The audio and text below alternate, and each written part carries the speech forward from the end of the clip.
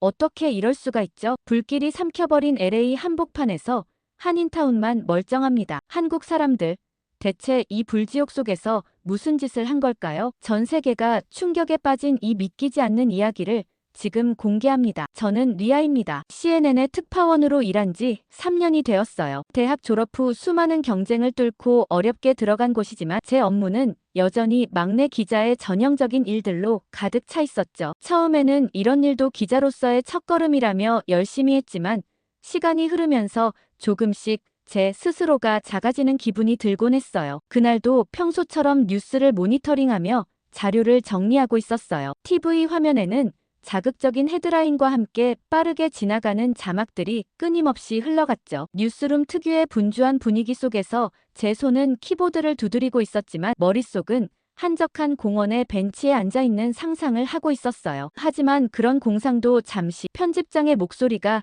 뉴스룸에 울려 퍼졌습니다. 긴급 속보가 들어왔다는 소식이었어요. LA 해안가에서 시작된 산불이 걷잡을 수 없을 정도로 확산되고 있다는 내용이었어요. 실시간으로 들어오는 화재 관련 영상들은 말 그대로 충격적이었죠. 처음에는 평소처럼 자연재해를 보도하는 일상적인 뉴스라고 생각했지만 곧 사태의 심각성이 피부로 와닿기 시작했어요. 화재는 이미 도시 외곽을 넘어 고급 주택가를 삼키고 있었고 베버리 힐스 전체가 대피 명령을 받았다는 소식까지 들려왔어요. 편집장은 베테랑 기자들을 한 명씩 호출하며 현장 취재를 지시했지만 아무도 자원하지 않았어요. 화재의 규모와 위험성은 너무 컸고 누구도 생생한 화염 속으로 뛰어들 용기를 내지 못하는 것 같았어요. 뉴스룸의 분위기는 한순간에 얼어붙었죠. 저는 잠시 머뭇거리다가 손을 들었어요. 제 마음속 깊은 곳에서 올라오는 두려움과 호기심이 뒤섞인 감정을 억누르고 있었죠. 제가 가겠습니다. 라고 얘기했어요. 순간 뉴스룸이 조용해졌고 모든 시선이 저를 향했어요. 편집장은 잠시 저를 바라보더니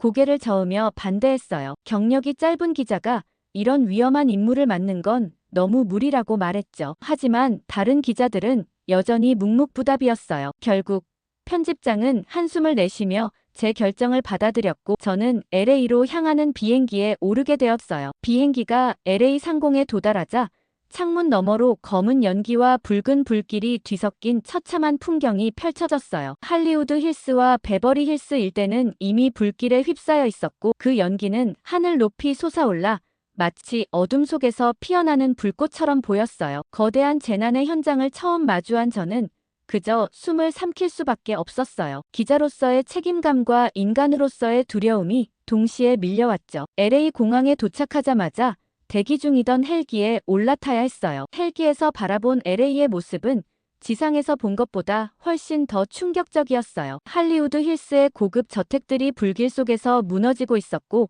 수영장의 물은 증발해 하얀 연기가 피어올랐어요. 바람은 불길을 더욱더 거세게 몰아가며 마치 춤을 추듯 도시를 삼켜가고 있었어요. 조종사는 불길의 세기가 너무 강해서 고도를 낮출 수 없다고 했어요. 저는 카메라를 꺼내들었고 떨리는 손으로 촬영을 시작했어요. 하지만 그때 믿기 힘든 광경이 눈앞에 펼쳐졌어요. 화염 속에서 한인타운 지역만 유독 온전하게 남아있는 것이었어요. 주변의 모든 것이 불타고 있는 가운데 한인타운의 건물들은 마치 거대한 방화벽처럼 서 있었어요. 이 광경은 단순한 우연이 아니라는 생각이 들었어요. 분명히 그곳에는 특별한 이유가 있을 거라고 확신했죠. 그날 밤 호텔로 돌아와 저는 한인타운의 비밀을 파헤치기 위한 취재 계획을 세우기 시작했어요. 첫 현장 리포팅이 단순한 재난 보도가 아니라 더 깊은 이야기를 담을 수 있을 거라는 예감이 들었어요. 그리고 그 예감은 곧 확신으로 바뀌게 되었어요. 헬기가 LA 상공을 날아가며 고도를 낮추자 더 생생한 장면이 눈앞에 펼쳐졌어요. 산불은 이미 도시 전체를 뒤덮고 있었고 잿더미가 된 고급 저택들은 마치 과거의 영광을 조롱하듯 불길 속에서 서서히 무너지고 있었어요. 불꽃은 바람을 타고 날아다니며 또 다른 지역을 위협하고 있었고 검은 연기는 하늘을 가려 낮인데도 마치 밤처럼 어둡게 보였어요. 모든 것이 혼란스럽고 절망적이었죠. 하지만 그 와중에 제 눈에 들어온 건 한인타운이었어요. 한인타운의 모습은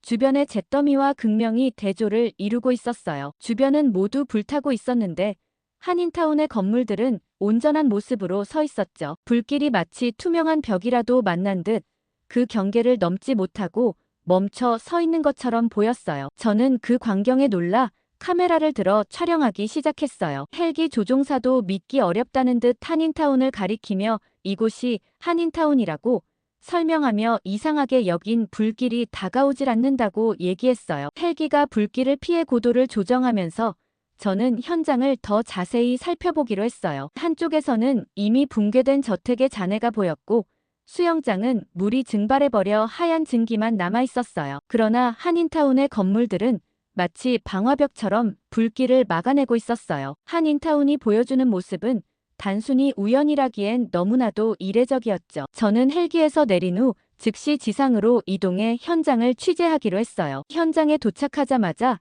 숨이 막힐 듯한 연기 냄새와 뜨거운 공기가 피부를 찌르는 듯 했어요. 불길과 싸우는 소방관들의 모습이 가장 먼저 눈에 들어왔어요. 그들은 거의 지칠 대로 지친 상태였지만 한 손에는 호스를, 다른 손에는 장비를 들고 불길과 맞서고 있었어요. 가까이 다가가 취재를 요청하자 한 소방관이 짧은 인터뷰에 응해주었어요. 그는 한인타운의 건물들이 불길을 막아내고 있다고 말하며 이런 건 처음이라고 얘기했어요. 그의 말 속에는 믿기지 않는다는 감정과 안도감이 동시에 담겨 있었어요. 다음으로 만난 사람은 화재로 집을 잃은 한 주민이었어요. 그는 재난의 충격에서 벗어나지 못한 듯 불안정한 표정을 짓고 있었지만 한인타운 근처에서 받은 도움 덕분에 겨우 안정감을 찾았다고 했어요. 그는 우리가 이렇게 도움을 받을 줄 몰랐다고 말하며 정말 감사하다고 얘기했어요. 주변은 다 불타고 있었는데 이곳에서 이렇게 안전하게 머무를 수 있다는 게 기적 같다고도 덧붙였어요. 취재를 이어가며 저는 한인타운의 생존 이유를 더 깊이 파헤쳐야겠다고 결심했어요. 단순히 건물 구조 때문만은 아니라는 생각이 들었어요. 분명 이곳 사람들의 노력과 준비성이 이 기적을 만든 이유 중 하나일 거라고 느껴졌죠. 불길 속에서도 당당히 서 있는 한인타운은 단순히 생존을 넘어 사람들에게 희망을 주고 있었어요. 이 특별한 이야기를 전 세계에 알리는 것이 제 임무라는 책임감이 강하게 느껴졌습니다. 한인타운의 경계에 들어서자마자 주변의 모습이 크게 달라지는 것을 느낄 수 있었어요. 불길이 한인타운의 건물 앞에서 멈춘 듯 보이는 모습은 정말 놀라웠습니다. 그 이유를 밝혀내기 위해 건물들을 하나씩 살펴보기로 했어요. 눈에 띄는 건물들 대부분은 목재나 다른 가벼운 재질이 아닌 두꺼운 콘크리트로 지어져 있었어요. 그 견고함이 마치 방화벽처럼 불길을 차단하는데 큰 역할을 했던 것이 분명해 보였어요. 현장에서 만난 한 건물주는 자신이 이 건물을 지을 때 겪었던 이야기를 들려줬어요. 그는 처음부터 튼튼하고 안전하게 짓는 것이 한국식 건축의 방식이라고 얘기했어요. 비용이 더 들더라도 불에 강한 재질을 사용하는 것이 중요한 이유라고 했죠. 그는 목조 건물로 지으라는 주변의 권유를 뿌리치고 콘크리트 건물을 고집했다고 덧붙였어요. 그 당시에는 과한 선택처럼 보였지만 이번 화재에서 그 선택이 얼마나 중요한 역할을 했는지 알게 되었다고 했어요. 그 말이 건물주의 자부심을 그대로 보여주는 듯 했어요. 그 다음에는 미국의 한 건축 전문가를 만나 의견을 들을 기회가 있었어요. 그는 한국식 건축 방식에서 배워야 할 점이 많다고 강조했어요. 특히 콘크리트 구조와 같은 튼튼한 건축재는 화재 같은 재난 상황에서 매우 유용하다고 했죠. 미국에서는 주로 목조 건축이 선호되지만 이는 비용이 낮고 공사 기간이 짧다는 장점 때문이라고 설명했어요. 하지만 이번 산불로 인해 목조 건축의 취약점이 명확히 드러났다고 덧붙였어요. 건축 전문가의 이야기를 들으며 한국인들의 건축 철학이 단순한 비용 절감이 아닌 안전과 지속 가능성을 중심으로 한다는 점이 더 명확해졌어요. 현장을 돌아보며 건물 내부의 소방 시스템도 자세히 살펴봤어요. 한인타운의 대부분의 건물은 스프링클러와 방화문을 기본으로 설치하고 있었어요. 한인회에서는 정기적으로 소방시설을 점검하고 주민들에게 화재 대피 훈련을 실시하고 있기도 했어요. 한 주민은 이 훈련 덕분에 화재가 발생했을 때 신속하게 대응할 수 있었다고 얘기했어요. 그는 방화문과 스프링클러 시스템이 작동하면서 큰 피해를 막을 수 있었다고 했어요. 이런 준비성은 단순한 법적 의무를 넘어선 한국인들의 철저한 사고방식을 보여주는 사례였어요. 또한 한인들이 안전을 최우선으로 하는 사고방식을 가진 이유에 대해서도 알게 되었어요. 인터뷰 중 한 건물주는 한국에서는 집이 단순히 거주 공간이 아니라 재난으로부터 안전을 지킬 수 있는 피난처로 여겨진다고 설명했어요. 그는 집이 튼튼하지 않으면 불안하잖아요. 돈이 조금 더 들어도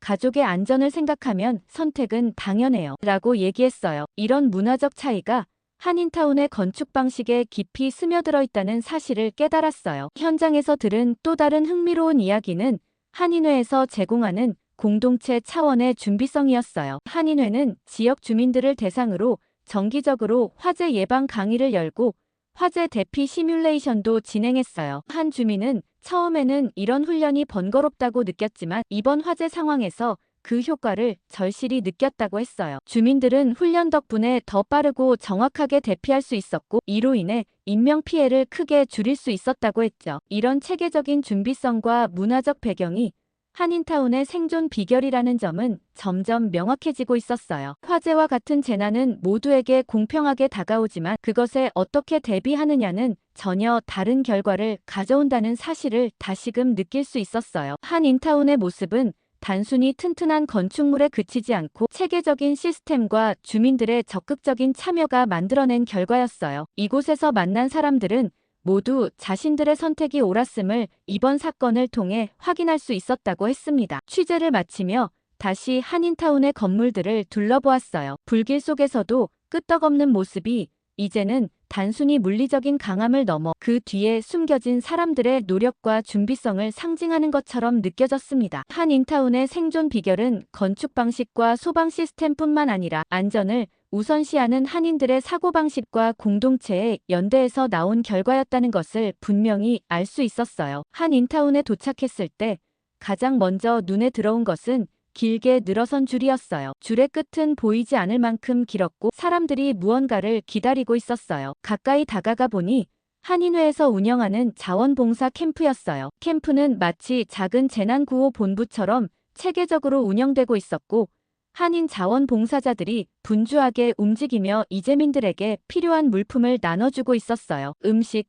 물, 생필품 등이 깔끔하게 분류되어 있었고 줄을 선 사람들에게 차례로 전달되고 있었어요. 캠프 안에서는 다양한 활동이 이루어지고 있었어요. 한쪽에서는 자원봉사자들이 도시락을 포장하고 있었고 다른 쪽에서는 임시 의료시설이 마련되어 이재민들을 돕고 있었어요. 의료진으로 보이는 사람들이 환자들을 돌보고 있었고 간단한 응급처치를 받고 있는 주민들도 있었어요. 한인회에서 운영하는 샤워시설과 휴식 공간도 마련되어 있었는데 이재민들은 여기서 잠시나마 안정을 찾고 있었어요. 한 자원봉사자를 인터뷰할 기회가 있었어요. 그는 이웃을 돕는 것은 당연한 일이라며 한인사회는 언제나 어려운 이웃을 돕기 위해 힘을 모아왔다고 얘기했어요. 그의 얼굴은 피곤한 기색이 역력했지만 따뜻한 미소를 잃지 않았어요. 그의 말처럼 이곳의 분위기는 단순히 지원을 넘어선 따뜻한 연대의 힘으로 가득 차 있었어요. 캠프를 둘러보던 중 80세의 한 할머니를 만났어요. 그녀의 이름은 엘레노어였고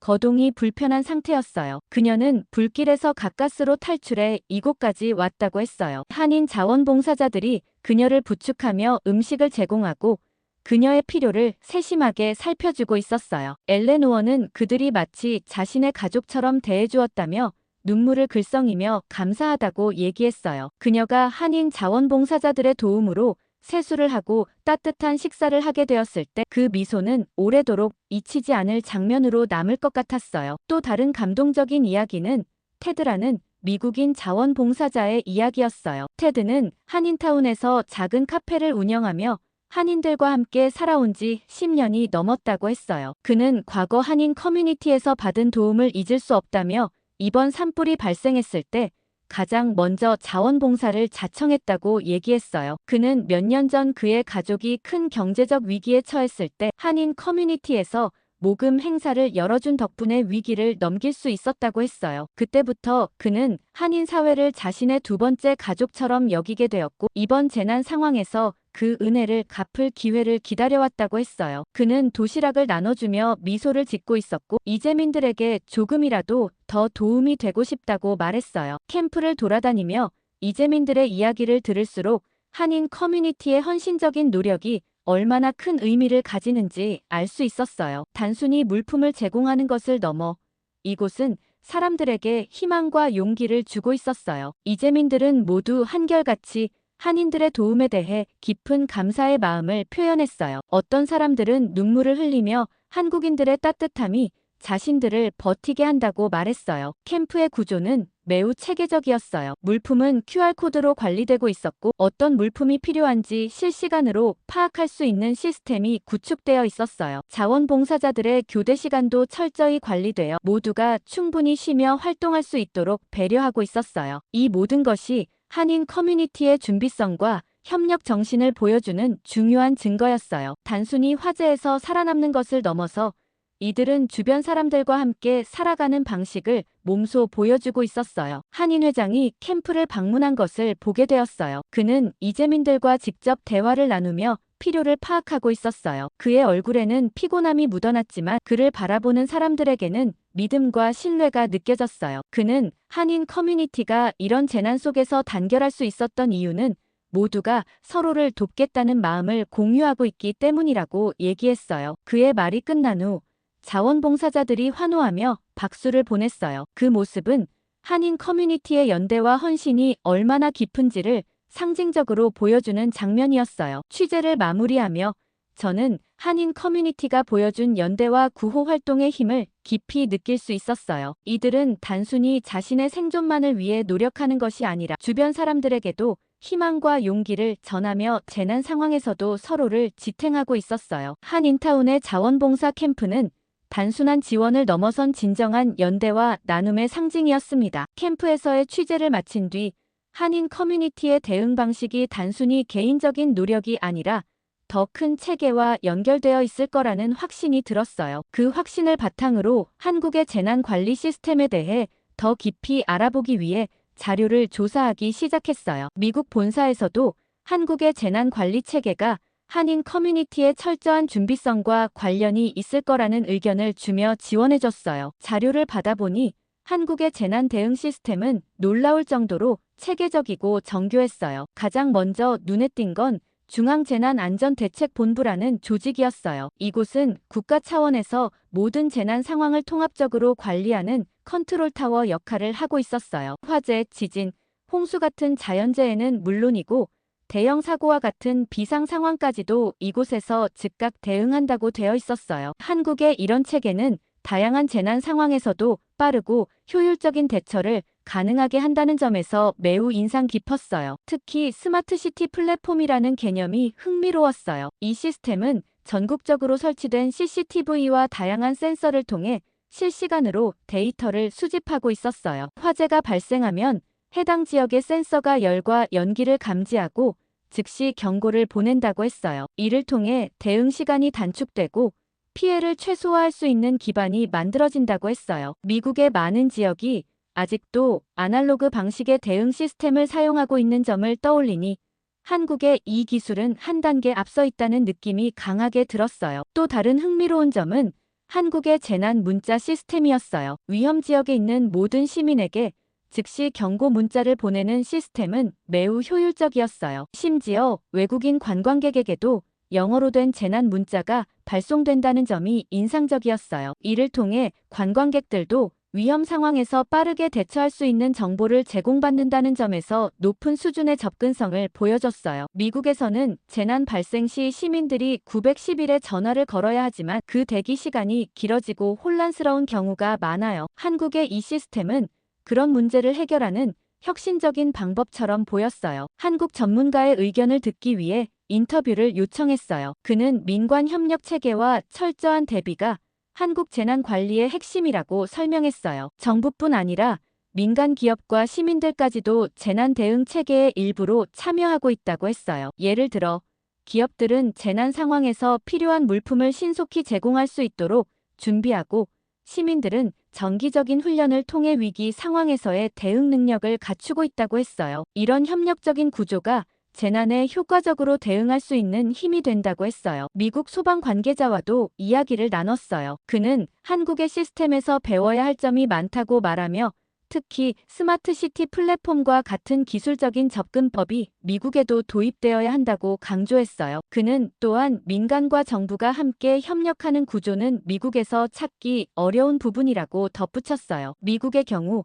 지역별로 소방, 경찰, 구급대가 각각 다른 시스템을 사용하며 협력이 잘 이루어지지 않는다는 점을 아쉬워했어요. 그의 말을 들으며 한국의 재난관리 체계가 단순히 기술에 의존하는 것이 아니라 사람들의 협력과 참여에 의해 완성된다는 점을 다시금 깨달았어요. 한인 커뮤니티의 대응을 돌아보면 이 모든 시스템이 그대로 반영되어 있다는 점을 쉽게 발견할 수 있었어요. 한인들은 자신들의 모국에서 익숙하게 보아온 체계를 작은 커뮤니티 단위로 재현하고 있었어요. 정기적인 훈련, 철저한 준비, 그리고 무엇보다도 서로를 돕는 연대의 정신이 한국의 재난 대응 철학을 그대로 반영하고 있었어요. 이는 단순히 우연이 아니라 그들이 오랜 시간 동안 몸에 익혀온 습관과 사고방식에서 비롯된 결과였어요. 취재를 이어가며 점점 더 많은 공통점을 발견할 수 있었어요. 한인들이 운영하는 자원봉사 캠프의 체계는 한국의 중앙재난안전대책본부를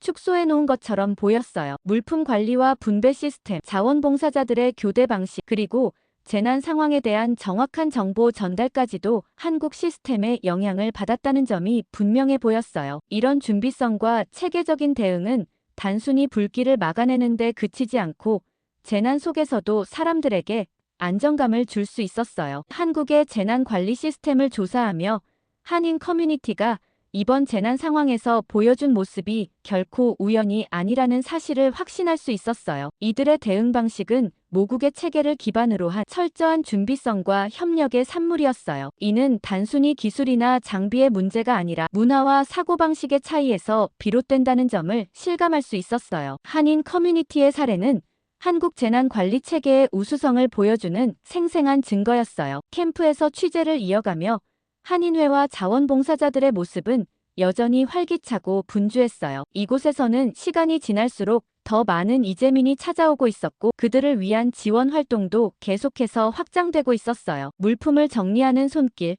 식사를 준비하는 사람들, 의료 서비스를 제공하는 자원봉사자들까지 모두 자신의 역할을 묵묵히 수행하고 있었어요. 그들은 피로가 쌓여가는 와중에도 웃음을 잃지 않았어요. 현장은 마치 작은 군대처럼 체계적으로 운영되고 있었죠. 한쪽에서는 박성준 씨라는 한인회 임원이 자원봉사자들을 지도하고 있었어요. 그는 인터뷰 요청에 흔쾌히 응하며 이번 활동의 배경에 대해 얘기해 주었어요. 성준 씨는 1992년 LA 폭동 당시 자신의 가족이 겪었던 어려움을 떠올리며 이번 산불 대응에 적극적으로 나서게 되었다고 했어요. 그때는 아무런 준비도 없이 혼란 속에 휩싸여야 했던 경험이 너무도 뼈아팠다고 했어요. 하지만 그 사건을 계기로 한인 커뮤니티는 재난 상황에서도 서로를 지탱할 수 있는 기반을 만들기로 결심했어요. 성준 씨는 당시 그의 부모님이 운영하던 작은 가게가 폭동으로 불타버렸던 경험을 생생하게 얘기했어요. 그는 가족과 함께 어렵게 재기를 도모했지만 무엇보다도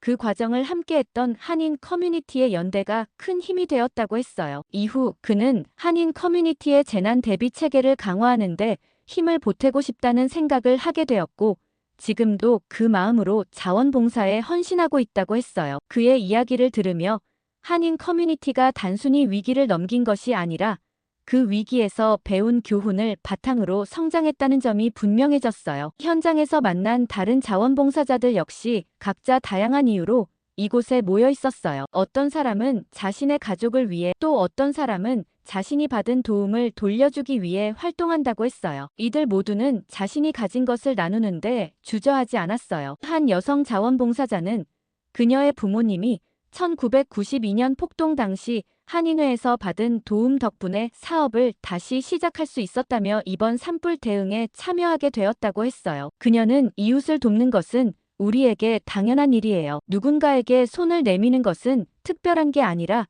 일상의 연장선이에요. 라고 얘기했어요. 캠프 안에서 이루어지는 활동은 단순히 물품을 나누는 것을 넘어 더 큰 의미를 가지고 있었어요. 이곳에서 도움을 받은 이재민들은 단순히 생존에 필요한 지원을 받는 것뿐 아니라 인간적인 위로와 연대를 느끼고 있었어요. 많은 이재민들은 한인 커뮤니티의 도움 덕분에 마음의 안정을 되찾고 있다고 했어요. 어떤 이들은 처음으로 한국 음식인 도시락을 먹어보며 따뜻한 정을 느꼈다고도 말했어요. 자원봉사자들이 단순히 지원 물품을 건네주는 것을 넘어 이재민들에게 따뜻한 미소와 함께 괜찮아질 거예요 라는 말 한마디를 건네는 모습은 깊은 인상을 남겼어요. 성준 씨는 인터뷰를 마치며 이런 말을 덧붙였어요. 이번 일이 끝나고 나면 한인 커뮤니티는 다시 모여서 이번 경험을 바탕으로 더 나은 대비 체계를 만들 거예요. 1992년 폭동 때 우리가 배운 교훈처럼 이번에도 새로운 교훈을 얻을 거예요. 그의 말에서 단순히 위기를 넘기는데 그치지 않고 매번 더 나은 대응 방식을 만들어가려는 한인 커뮤니티의 의지를 느낄 수 있었어요. 이곳에서 벌어지는 모든 일은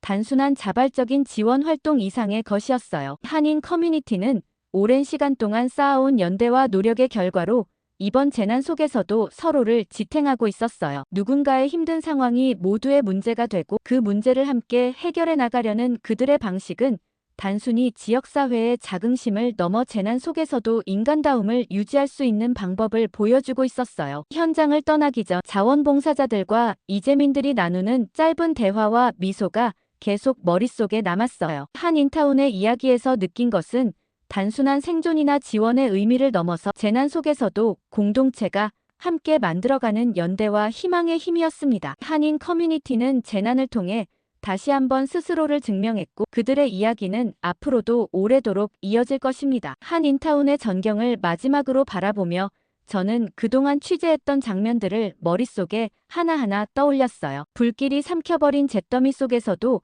당당히 서 있던 건물들, 피난처를 찾은 이재민들을 따뜻하게 맞아주는 자원봉사자들, 그리고 그 안에서 서로를 위로하며 살아갈 힘을 얻는 사람들까지요. 이곳은 단순히 재난을 견뎌낸 장소가 아니라 사람들의 노력과 연대가 만들어낸 작은 기적의 현장이었어요. 캠프 안에서는 여전히 자원봉사자들이 분주히 움직이고 있었어요. 도시락을 포장하는 손길은 익숙했고 물품을 나르는 모습은 피로한 기색에도 불구하고 기운차 보였어요. 이재민들과 봉사자들 간의 짧은 대화에서는 감사와 격려의 말이 오갔어요. 누군가의 손에 건네지는 따뜻한 도시락 하나가 단순한 식사를 넘어 마음을 채워주는 듯 했어요. 이런 소소한 순간들이 모여 한인타운이라는 커뮤니티의 진정한 가치를 증명하고 있었어요. 캠프 밖으로 나와 한인타운을 둘러보니 건물들은 여전히 온전한 모습으로 서 있었어요. 주변의 잿더미와는 확연히 대조되는 모습이었죠. 이곳이 왜 작은 한국이라고 불리는지 그 의미가 더 깊게 다가왔어요. 단순히 물리적인 공간이 아니라 한인들의 문화와 가치관, 그리고 함께 살아가는 방식이 응축된 곳이라는 것을 이번 취재를 통해 확실히 알게 되었어요. 마지막으로 한 봉사자가 저를 향해 미소 지으며 손을 흔들었어요. 그 미소에는 피곤함 속에서도 이웃을 돕는 기쁨이 담겨 있는 것 같았어요. 저는 그 모습을 사진으로 남기며 마음속에 깊이 새겨두기로 했어요. 이곳에서의 경험은 단순히 취재를 넘어 제 삶에서도 중요한 교훈으로 남게 될 것 같았어요. 이제 비행기를 타고 돌아갈 시간이 되었어요. 저는 다시 한번 한인타운의 전경을 바라보며 마무리 멘트를 준비했어요. 작은 한국, 한인타운에서 발견한 희망과 교훈. 이것은 우리 모두가 배워야 할 이야기입니다. 라고 말하며 카메라를 향해 미소 지었어요. 이곳에서의 이야기가 단순히 한 지역사회의 이야기가 아니라 전 세계 어디에서나 적용될 수 있는 중요한 메시지를 담고 있다는 생각이 들었어요. 이런 감동적인 이야기를 여러분과 나눌 수 있어 정말 기뻐요. 오늘의 이야기가 여러분께도 따뜻한 영감을 주었다면 좋겠어요. 좋아요와 구독, 그리고 댓글로 응원해주세요. 여러분의 응원이 힘이 됩니다. 한인타운의 이야기가 계속해서 더 많은 사람들에게 전달될 수 있도록 함께 해주세요. 여러분의 참여로 이런 이야기가 더욱 널리 퍼질 수 있을 거예요. 그렇게 카메라가 꺼졌고 저는 비행기를 타기 위해 서둘러 발걸음을 옮겼어요. 한인타운에서의 경험은 제게도 잊을 수 없는 기억으로 남을 것 같았어요. 앞으로도 더 많은 사람들에게 이 이야기를 전달할 방법을 찾고 싶다는 생각이 들었어요. 이곳에서 배운 희망과 연대의 메시지가 어디에서나 빛날 수 있기를 바라며 저는 다시 한번 창밖으로 펼쳐진 한인타운을 바라보았어요. 구독과 좋아요는 큰 힘이 됩니다. 댓글도 많이 달아주세요. 감사합니다.